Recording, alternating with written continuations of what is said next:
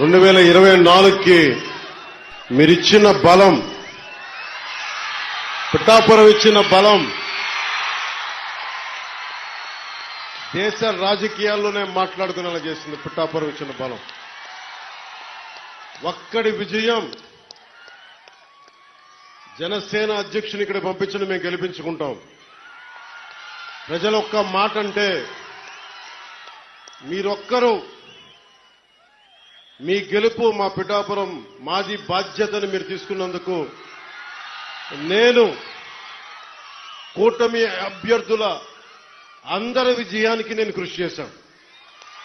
మీరొక్కరు ఒక్క నియోజకవర్గం ఒక నాయకుడు వెన్నంటి ఉంటే ఈ రోజున 164 స్థానాల్ని కైవసం చేసుకుని